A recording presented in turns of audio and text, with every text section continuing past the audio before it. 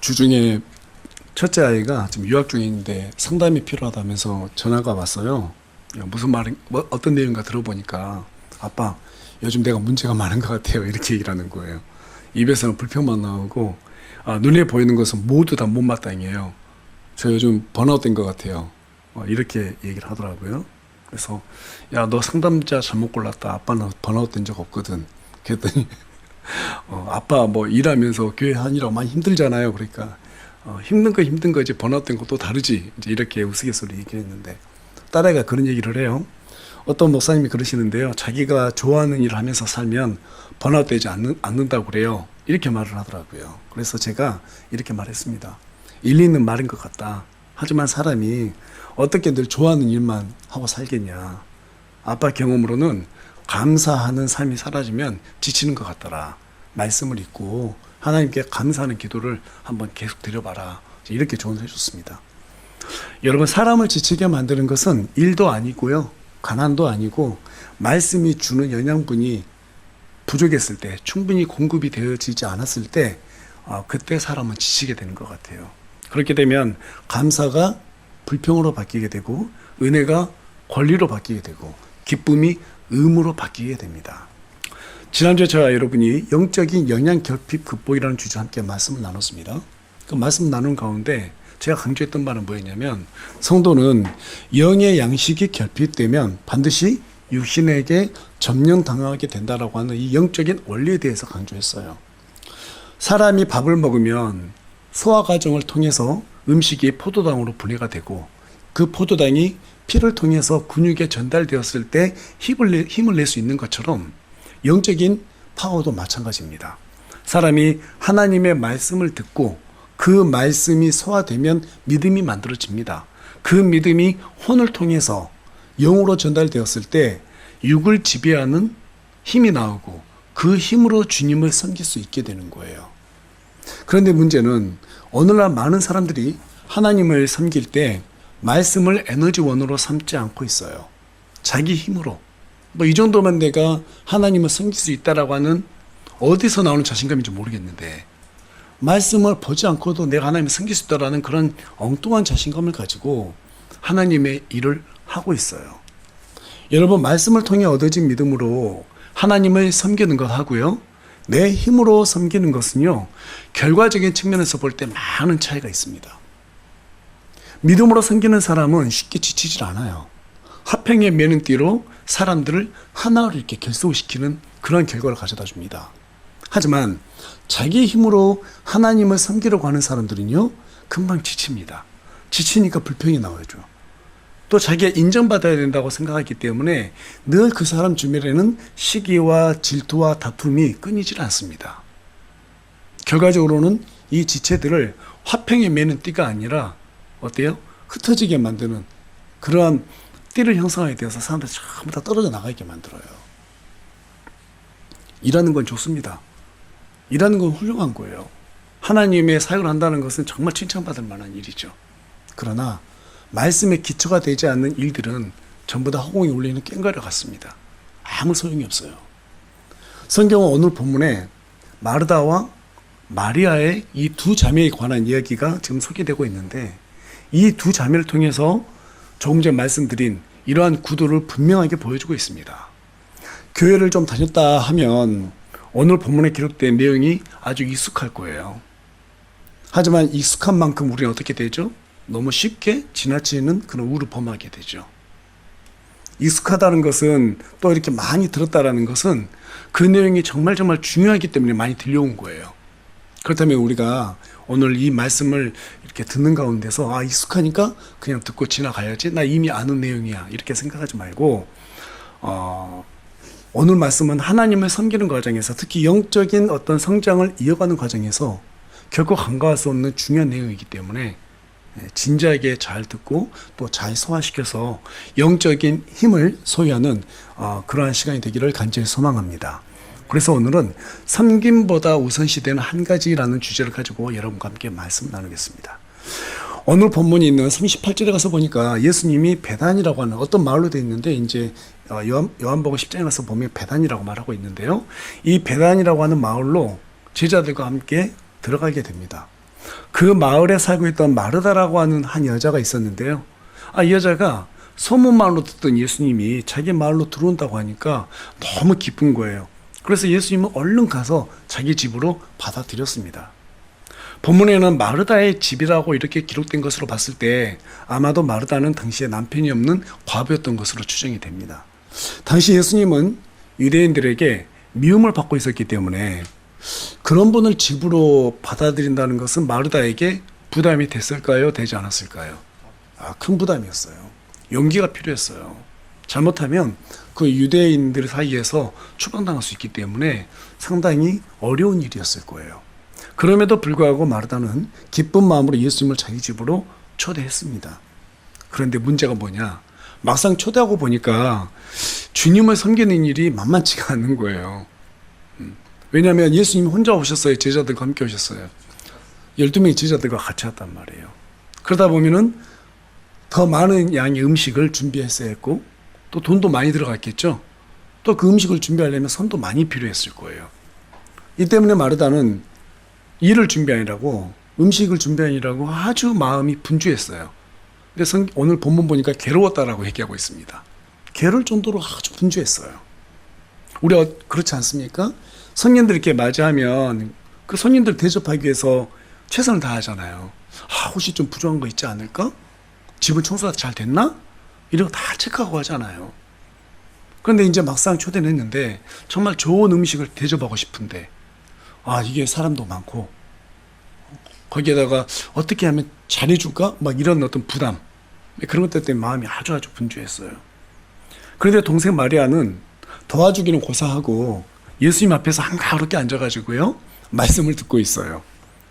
그 모습을 못마땅하게 생각했던 마르다가 예수님께 가서 말합니다. 주여, 내 동생이 나 혼자 섬기게 내버려 두는 것을 돌아보지 아니하시나이까. 그러므로 그녀에게 명하사 그녀가 나를 돕게 하소서. 여러분 한번 잘 생각해 보세요. 사람을 초대했어요. 그런데 자기 동생이 안 도와준다고 그래가지고 그 손님에게 가가지고 나 안 도와주는데 지금 왜 그걸 가만히 놔두냐고 이렇게 말한다고 생각해 보면 이게 상식적이진 않죠, 사실. 일반적으로는 조용히 동생한테 가서 불러내서 직접적으로 말하면 될 것을 왜 굳이 초대한 그 손님이신 예수님한테 가서 이렇게까지 말했을까요? 이해할 수 없는 부분이기도 합니다. 그 다음에 왜 마르다가 직접적으로 동생에게 말하지 않고 별팽했을까? 마르다 입장에서 그 상황을 좀 생각해 보면 적어도 저는 한 3가지 이유를 찾을 수 있을 것 같아요. 첫 번째 이유는 간단합니다. 철이 없었어요. 철이 없었어요. 철이 없다는 말은 미성숙하다는 것을 의미합니다. 미성숙한 사람들의 공통적인 특징이 있습니다. 즉흥적이에요. 어떤 일이든 깊게 생각하지 않아요. 즉흥적이에요. 2번 생각하지 않습니다. 이성보다 감정이 앞서기 때문에 상대방이 내가 지금 한 말을 들으면 어떨까 이런 생각 고려하지 않아요. 일단 말부터 내뱉어 놓고 그 다음에 후회하는 사람들이 바로 이렇게 미성숙한 사람들입니다. 또 마르다가 예수님께 가서 불평했던 2번째 이유는 동생을 간접적으로 책망하기 위해서예요. 미성숙한 사람들은 자기가 힘든 일을 하면 남들도 자기처럼 해야 된다라고 생각을 합니다. 그래서 강요하는 경우가 많이 있죠. 교회에서도 보면 자신이 일하기 때문에 남들도 자기처럼 해야 한다라고 그렇게 주장하는 사람들이 있어요. 강요하는 사람들이 종종 있습니다. 여러분, 신앙은 하나님과 나와 1대1의 신앙이죠? 1대1의 신앙이에요. 내가 좀 많이 하면 어떻고 적게 하면 어떻고 그거 상관이 없어요. 내가 좀 많이 하면 하나님께 내가 더 많은 보상을 받을 수 있겠구나 이렇게 생각하면 그걸로 끝입니다. 하나님을 섬겨 또 교회를 섬기는 과정에서 같이 뭐 하기로 했는데 나만큼 제가 저 친구 안 한다. 그런 데서 그 친구를 막 정죄한다. 이건 그냥 안 하는 게 낫습니다. 일을 좀 더 하면 이게 내가 보상을 받을 수 있는 기회다. 이렇게 생각하고 믿음으로 넘어가야지. 그럴 때마다 불평하고 그럴 때마다 사람 정죄하고 그러면 그 사람이 했던 일들 그 모두가 보상이 되겠어 안 되겠어요? 되지 않습니다. 마르다가 예수님께 가서 불평한 3번째 이유는 자신이 이렇게 고생하고 있는데 주님은 아무런 조치를 취하지 않고 있기 때문에 또 말씀만 전하고 있기 때문에 좀 원망스럽지 않았을까 이런 생각이 들어요. 이로보아서 마르다의 기질은 대단히 다혈질적인 그런 성격의 소유자였던 것 같아요. 그러나 우리 주님은 이 철없는 마르다를 보고 어떻게 하세요? 이름을 부릅니다. 마르다야, 마르다야. 히브리 전통에 따르면 누군가의 이름을 두 번 부른다는 것은요, 친밀한 표현이라고 합니다. 친밀한 표현. 어떤 분들은 예수님이 마르다를 책망하기 위해서 이름을 두 번 불렀다 이렇게 말씀하시는 분들도 있는데, 저는 그 주장에 동의하지 않아요. 유대인들에게 미움받을 것을 각오하고 집으로 초대해서 그분을 위해서 음식을 이렇게 준비하는 사람이 좀 불평한다고 해서 야, 마르다, 마르다 이렇게 했어요. 저는 우리 예수님이 그렇게 하지 않았을 거라 생각합니다. 그분은 속 중심을 보시는 분이세요. 예. 그 정도를 우리 주님은 아마 어떤 애교 정도로 보지 않았을까. 그렇죠? 아직 좀 부족하구나. 그래, 네가 아직은 믿음이 없기 때문에 당장 나를 초대해서 뭔가 잘해주려고 했는데 그 정도의 신앙이 따라가지 않잖아요. 그렇기 때문에 그것을 보면서 그냥 귀엽게 생각했을 거예요. 그리고 친밀하게 불렀던 거예요. 마르다야, 마르다야. 여러분, 우리 예수님은 사랑의 하나님이십니다. 믿으십니까? 그분의 사랑은 결코 좁지가 않아요. 그분의 사랑은 하늘처럼 높고 바다처럼 깊으신 분이십니다.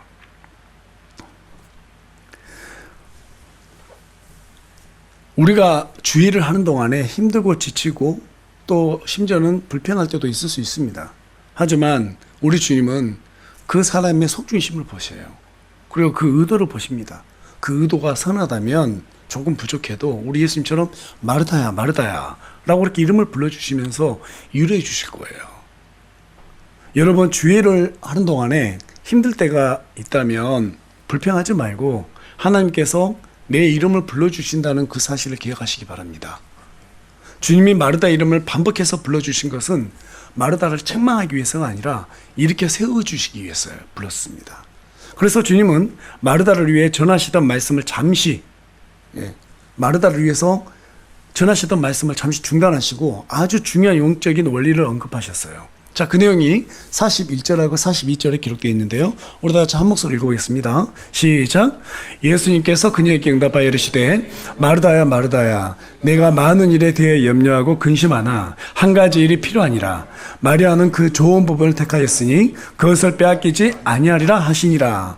여러분, 주님이 원하는 것은 육신을 위해 먹고 마시는 것이 아니라 주의 말씀을 듣고 그분과 교제하는 것을 훨씬 더 기뻐하세요.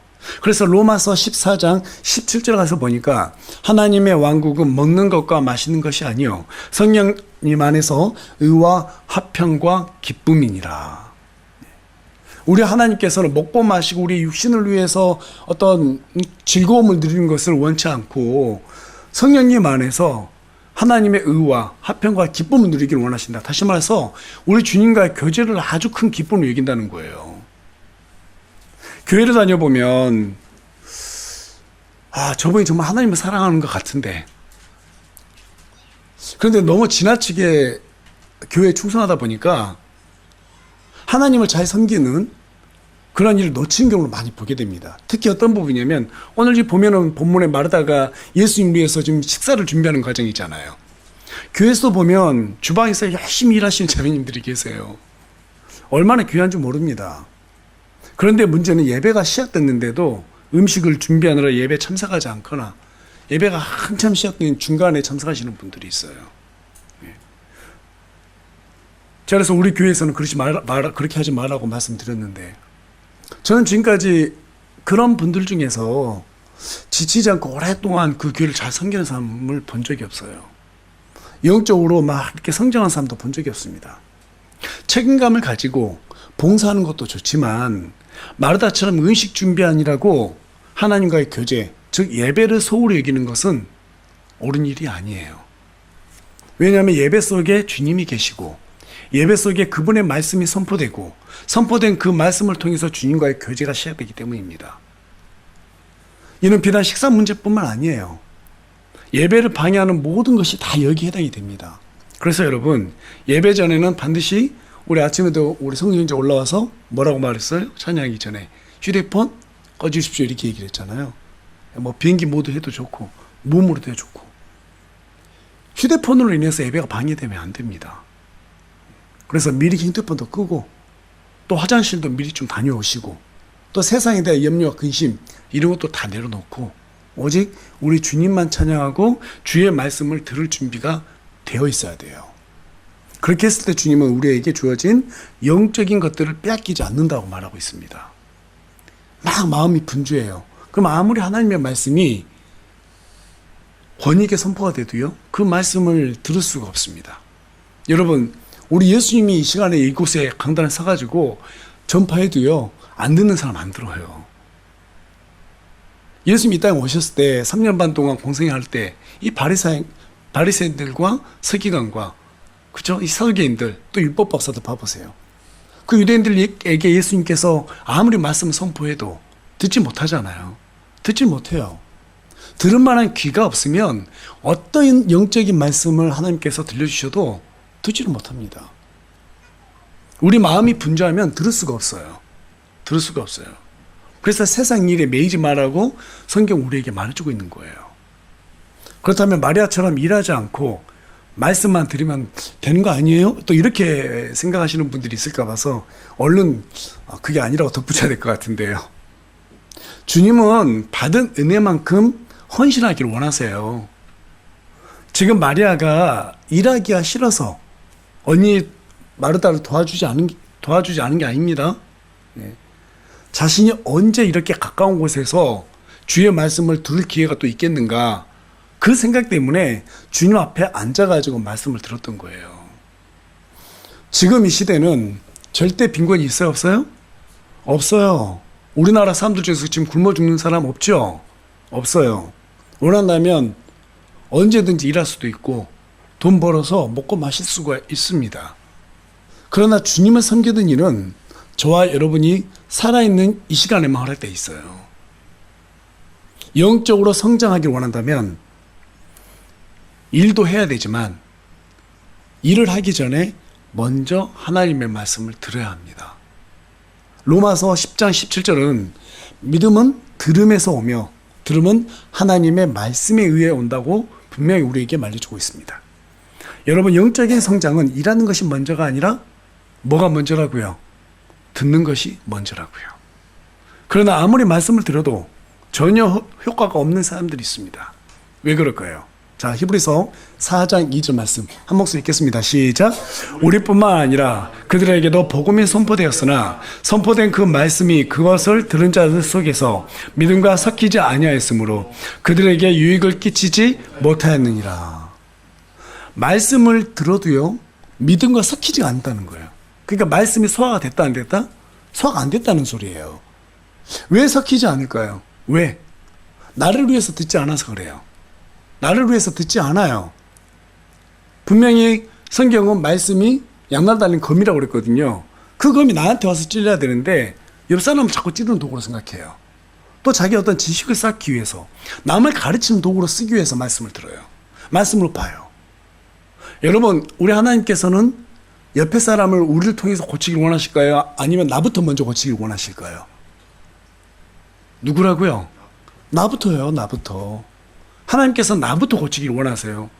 그러니까 어떤 말씀을 듣든 간에 이 모든 말씀이 지금 나에게 적용되는구나 이렇게 생각하셔야지, 막 옆 사람 또는 내가 누군가 가르쳐야지 그런 이상한 생각을 가지고 말씀을 들으면 절대 안 고쳐지는 거예요. 1년이면 52주잖아요. 주일에만 참석해도 52번 말씀을 듣습니다. 거기다 수요예배, 금요예배까지 오면 150번 이상을 들어요. 그런데도 말씀을 그렇게 들어도 변하지가 않아요. 딱 한 가지 이유예요. 나를 위해서 안 듣는 거예요. 자기가 인정받기 위해서 일하는 데만 집착돼 있어서 그래요. 내가 누군가에게 인정받아야지, 내 자신을 좀 드러내야지, 내가 이만큼 알고 있는 거 뽐내야지, 그렇게 생각은 안 하고 있을지라도 실제적으로 말씀을 듣지 않는 사람들은요, 다 그 마음 갖고 있어요. 실질적으로 그래요. 과거에 저도 그랬고요. 근데 어느 순간에 하나님의 말씀을 듣다 보니까 한 가지 인정하게 되더라고요. 말씀이 진짜로 진리구나. 말씀이 진짜 나를 다 조명하는구나. 말씀이 도대체 빠져나가지 못하도록 촘촘한 그물처럼 틈을 주지 않고 있구나. 그러면 말씀을 들으면 그 말씀이 나에게 딱 적용이 되게 돼 있어요. 남을 자꾸 정죄하고 남을 가르치는 도구가 아니라 나부터 바뀌어야 되겠다. 이 생각을 가졌을 때 신앙 성장하기 시작하는 거예요. 뭐 사람들은 교회 오래 다니면 신앙이 성장할 거라고 생각하지만 제가 보니까 그렇지 않더라고요. 저를 봐도 그렇고요. 태어났을 때부터 지금까지 교회 다녔으면 얼마 많이 다녔어요. 그런데 실질적으로 영적으로 성장한 것은 지식이 그 전에 많이 쌓여져 있었겠지만 실질적으로 성장한 것은 하나님의 말씀과 내가 딱 하나로 됐었을 때 그때 성장하게 되더라고요. 그러니까 초신자라 해서 교회 다닌 지 뭐 1년, 2년밖에 안 됐다. 그래서 영적으로 어릴 것이다. 아니에요. 제가 정말 놀라는 게 사람들 만나보면 신앙생활 한 지 20년, 30년 됐다고 그래요. 그런데도 아주 어린 아이예요. 어린 아이. 히브리서 5장 가서 보면 말씀하시잖아요. 너희들이 이제 성장해서 고기를 먹을 때가 됐는데 아직도 엄마의 젖을 필요로 한 사람들이 있다라는 거예요. 믿음으로 전혀 성장하지 않는 거예요. 교회만 왔다 갔다 하는 거예요. 아무리 말씀을 선포해도 이 말씀을 내 삶에 적용시킬 의지가 없어요. 여러분 말씀이 내 삶에 적용돼야 되는 거예요. 맞죠? 적용돼야 되는 거예요. 그럴 의지가 없고 교회 아무리 많이 다닌들 절대로 성장할 수가 없습니다. 하나님을 경험할 수가 없어요. 하나님을 경험하려면 들은 말씀을 내 삶에 적용시키면 되는 거예요. 그러면 하나님의 말씀이 내 삶 속에 그대로 전부 다 드러납니다. 그걸 경험했을 때 신앙은 성장하는 거예요. 그때마다 하나님께로 갈 수 있는 계단이 하나씩 하나씩 더 생기는 거예요. 그리고 계단 위로 올라가면 올라갈수록 어때요? 더 넓은 세상들이 보이기 시작하죠. 그래야 하나님을 우리가 인격적으로 받아들이게 되고 내가 하나님 앞에 굴복할 수밖에 없구나. 그리고 그때부터 하나님을 두려워하는 거예요. 그래서 자만 1장 7절 뭐라고 말해요? 하나님을 두려워하는 것이 지식의 시작이다라고 얘기하고 있습니다. 말씀을 경험했을 때 하나님 나와 함께 해주셨구나. 내가 말씀대로 살지 않으면 거룩한 삶을 살지 않으면 하나님 날 떠나겠구나. 떠나면 안 되는데 이게 바로 두려움이에요. 하나님이 갑자기 뭐 귀신처럼 막 무섭고 이게 두려움이 아니라니까요. 하나님이 내 곁을 떠나면 나는 그분의 보호하심 못 받아. 반대로 복이 뭐라고 그랬어요? 하나님의 보호하심을 받는 게 복이에요. 여러분, 하나님의 보호하심을 떠나가지 않도록 하기 위해서 우리가 어떻게 해야 돼요? 말씀을 봐야 되는 거예요. 말씀을 봐야 되는 거예요. 여러분, 말씀의 진리라는 거 믿습니까? 말씀이 진리라는 거 믿으세요? 진리가 변할 수 있어요? 없어요? 없어요. 이 온 세상은 하나님의 말씀으로 창조되었기 때문에 하나님의 말씀에 의해서 운영이 되고 있어요. 그러면 우리가 그 말씀을 듣고 보고 그 말씀대로 살았을 때 이 믿음이 살아 움직이기 시작하고 우리의 삶을 바꾸는 거예요. 그러기 위해서 나에게 적용시켜야지 남을 가르치기 위한 어떤 지적 수단으로 말씀을 들어서는 안 된다는 것입니다. 우리는 그것을 나를 고치는 것을 개혁이라고 그래요. 개혁. 한자로 개혁은 고칠 게 가죽혁. 겉모습을 뜯어 고친다는 의미를 갖고 있습니다. 저와 여러분의 겉모습이 어때요? 하나님이 보시기에 완전 다 의롭지 않죠? 부끄러운 게 많잖아요. 그런 겉모습들을 뜯어 고친 게 바로 개혁이에요. 여러분, 우리 주님은 거룩하지 못한 우리의 겉모습을 전부 다 뜯어 고치기를 원하세요. 그래서 온전하게 우리 주 예수 그리스도를 닮아가기를 원하십니다. 이를 위해서 마리아처럼 선포되는 주의 말씀을 집중해서 들어야 돼요. 듣고 그것이 어때요? 듣고 마음으로 들어와서 소화가 되고 우리의 생각이 바뀌어서 하나님의 말씀대로 살아야겠다라는 의지가 발동되면 그때 우리 하나님의 진리가 내 삶을 변화시키고 변화된 그것을 봤을 때 우리가 주님을 더 강하게 인식하게 되는 거예요. 요한복음 10장 27절을 말씀하십니다. 내 양들은 내 음성을 듣고 나는 그들을 알며 그들은 나를 따르느니라. 여러분, 사람의 말을 듣지 마십시오. 베레아 사람들처럼 선포된 말씀이 과연 맞는지 맞지 않는지 분별하고 들어야 됩니다. 분별하고 들어야 돼요. 무엇을 듣든지 바른 교리 안에서 들어야 해요. 샤머니즘 기복주의, 어떤 은사주의, 신비주의 그런 어떤 교리를 가진 사람들의 말씀을 함부로 듣다가는요, 믿음은 들으면서 온다고 그러잖아요. 그 잘못된 교리를 믿게 돼 있어요. 거기 따라가면 인생 망하는 거예요. 여러분, 우리 예수님께서 마태복음 24장에서 마지막 때에 어떤 일이 있습니까? 라고 제자들이 질문했을 때 그 마지막 때 어떤 일이 있다고 그래요? 그리스도 이름을 빙자해서 자신들이 뭐 그리스도다, 또 가짜 대언자들이 그렇게 많이 생겨난다고 하잖아요. 거짓된 대언자들. 이 시대 거짓된 대언자들 정말 많습니다. 누가 옳은지 어떻게 알아요? 말씀에 기초가 없는 사람들은요, 그런 말씀 함부로 잘못 들으면 거기에 속아 넘어가게 돼 있어요. 속아 넘어가게 돼 있어요. 오늘날에는 스마트폰에 유튜브가 있기 때문에 얼마든지 원하면 다 말씀을 우리가 들을 수 있어요. 원하는 목사님 설교 다 들을 수 있습니다. 그렇지만 그 말씀을 분별할 힘이 없으면 들으면 안 돼요. 들으면 안 됩니다. 아무거나 막 다 주워 먹었다는 탈납니다. 우리 예수님의 말씀을 마르다는 귀하게 생각했어요. 아주 경청했어요. 그분의 말씀 자체가 진리잖아요. 성경에서 벗어난 말씀은 전부 다 잘못된 거예요. 인간의 생각과 성경에 있는 말씀들을 섞어버리면 바른 믿음이 나올 수가 없어요. 사람의 생각보다, 사람이 만든 정통보다 뭐가 더 우선이 돼야 되는 거예요? 하나님의 말씀이 우선이 돼야 되는 것입니다. 그렇게 주의 말씀을 진지하게 들었을 때 나중에 마리아가 어떻게 변해요? 값비싼 향유 옥합을 깨뜨려서 우리 주님을 갖다가 섬기게 됩니다. 또 마르다는 어떻게 변합니까? 기쁜 마음으로, 지금처럼 막 불평하는 마음이 아니라 기쁜 마음으로 우리 주님과 사람들을 섬기는 걸 보게 돼요. 여러분, 우리 주님은 하나님의 말씀입니다. 그 말씀은 살아있습니다. 살아있는 말씀이 우리 안에 들어와서 확 반응을 일으킬 때 우리에게 뭐가 생겨요?